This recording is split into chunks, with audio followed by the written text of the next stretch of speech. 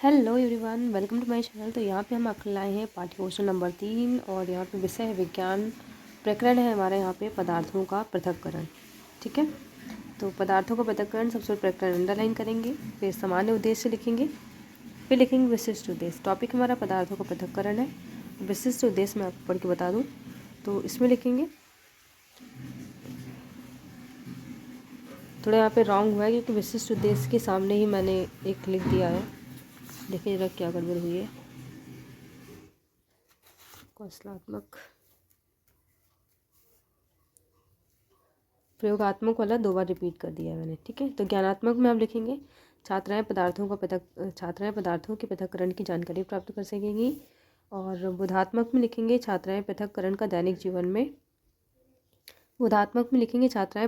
की व्याख्या कर सकेंगी। प्रयोगात्मक में लिखेंगे छात्राएं पदार्थों का पृथक्करण का दैनिक जीवन में महत्व समझ सकेंगी। कौशलात्मक में लिखेंगे छात्राएं पदार्थों का पृथक्करण की विधियों को चार्ट के माध्यम से दिखा सकेंगी। रुचात्मक में छात्राएं पदार्थों का पृथक्करण के अध्ययन में रुचि ले सकेंगी। यहाँ पे उष्मा नहीं होगा, यहाँ पे क्या होगा, पदार्थों का पृथक्करण।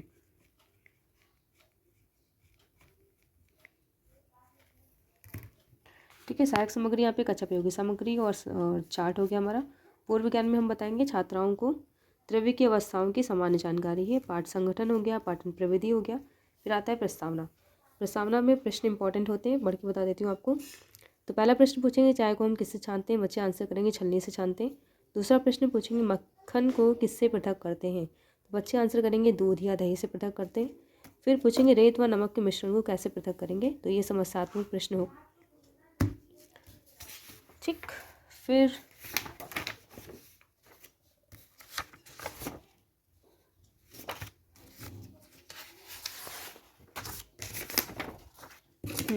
ऐसे आएगा ये। फिर हमारा उद्देश्य कथन रहेगा रेत व नमक के मिश्रण को अवसादन तथा निस्तारण विधि द्वारा पृथक करते हैं। आज हम पदार्थों का पृथक्करण के विषय में विस्तृत अध्ययन करेंगे। ठीक है, यह प्रस्तुतिकरण हो जाएगा। क्रम संख्या, शिक्षण बिंदु, छात्राध्यापिका क्रियाएं, छात्र क्रियाएं और शिक्षण विधि। इस तरह से एक टेबल बनेगी जहाँ पे हमारा जो फर्स्ट टीचिंग पॉइंट है वो है पदार्थों का पृथक्करण। बच्चों से प्रश्न पूछेंगे एक टोकरी में आम और अमरूद भरे हैं, आप इन्हें कैसे पृथक करेंगे, तो बच्चे आंसर करेंगे एक प्रकार के फलों को किसी पृथक बर्तन में रख देंगे। ये हमारी प्रश्नोत्तर विधि हो जाएगी पृथक्करण की। ऐसी विधि जिसमें द्रव्यमान स्थानांतरण होता है तथा पदार्थों के मिश्रण को 2 या अधिक पदार्थों में परिवर्तित किया जाता है, ये पृथक्करण कहते हैं। इसकी 4 विधियाँ होती हैं, निष्पावन, अवसादन, निस्तारण और निस्यंदन। फिर यहाँ पे इस साइड हमारा डायग्राम बनेगा। पृथक्करण की विधियाँ निष्पावन है, ये अवसादन और निस्तारण है, और ये निस्यंदन है। फिर हमारा जो नेक्स्ट है वो है निष्पावन। तो हम बच्चों से पूछेंगे आटे से व्यंजन बनाने से पहले आटे को क्यों चालते हैं। ठीक है, तो बच्चे आंसर करेंगे अशुद्धियों को दूर करने के लिए। प्रश्नोत्तर विधि हो जाएगी निष्पावन। फिर अवसादन में बच्चों से प्रश्न पूछ लेंगे द्रव्य कितने प्रकार का होता है, तो 3 प्रकार का, तो ठोस द्रव्य। यहाँ पे थोड़ा मैटर कम लिखा है, आप इस चाहें तो इसमें और मैटर ऐड कर सकते हैं। चाहें क्या मतलब करना ही करना है, इसमें और मैटर आप ऐड करेंगे। ठीक है, फिर लिखेंगे निस्तारण। बच्चों से प्रश्न पूछेंगे पनीर किससे बनता है, तो बच्चे बोलेंगे दूध से बनता है। ठीक है, फिर छात्राध्यापिका कथन निस्तारण को यहाँ पे अच्छे से डिफाइन करेंगे। फिर हमारा आता है निस्यंदन। ठीक है, तो बच्चों से पूछ लेंगे सार्वभौमिक विलय क्या है, यानी यूनिवर्सल सॉल्वेंट क्या है, तो बच्चे आंसर करेंगे जल है।